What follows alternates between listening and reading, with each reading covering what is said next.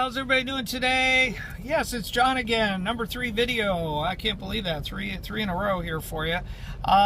So I thought I would do a video just to kind of sort of take an assessment of the last 2 months, sort of go off those 2 videos I just did on the monthly income, and just kind of curious too if you have any comments for on your side of things as far as looking at this as a way to make income, getting out here living as a nomad, which, by the way, again, very important to stress, that's the reason I'm out here. It's not the job didn't get me out here, and I say that because this job obviously requires you to be out here traveling the country, but it's to be a nomad, right? And also the fact that I haven't shown you any of that.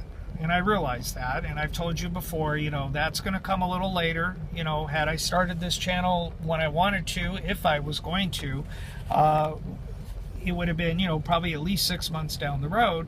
And then I would have been able to show you a little more of, the balance between the work and, and how that all works. And I will show you that, obviously, but again, that's going to be a little bit down the road. So please hang in there. I know I got a lot of new subscribers, and coming over from Brian's channel, you might be expecting to see a little bit more of the the nomadic lifestyle part of this, because I'm sure that's one of the reasons you're looking at this job, as I did, and to do that. And so anyway, so when you're looking at the income numbers, please look at it in that way. I understand that some of you might be looking at this as a full-time job, as a regular job, not so much to sustain a nomadic lifestyle, at least not in the beginning.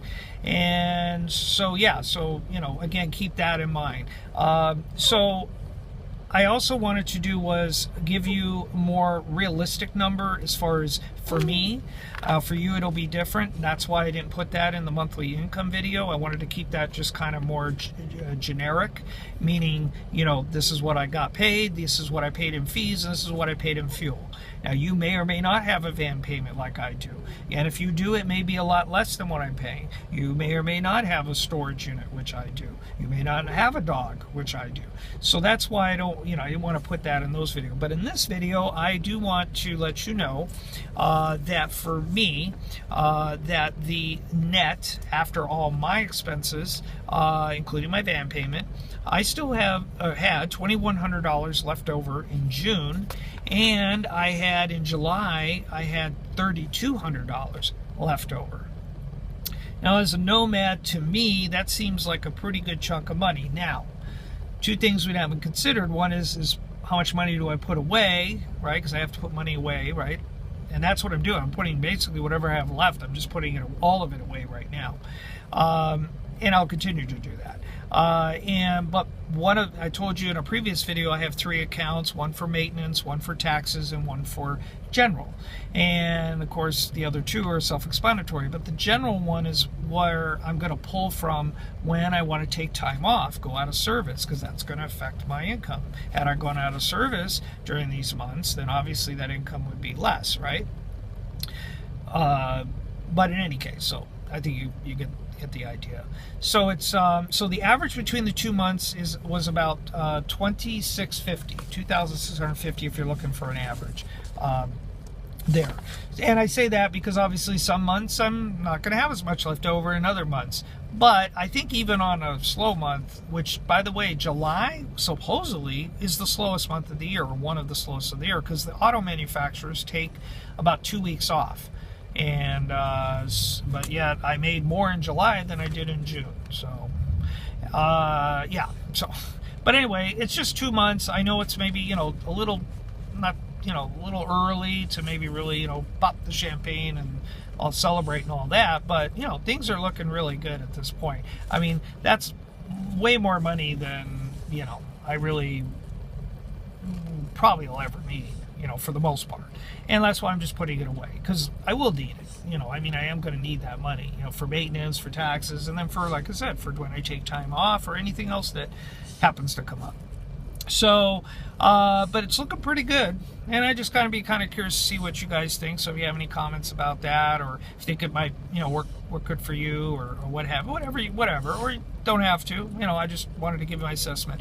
Last thing, though, I would want to cover was a question. I actually got a question right after I posted the income one. It was a really good question, and so I'd like to recognize Noreen. Hi, Noreen. Thank you for subscribing and your question. It was something I just felt like, you know what, I think I'm just going to add this at the end of this video. I think it would fit in pretty nice there. And she was curious to know is how much work did I actually do to make that money.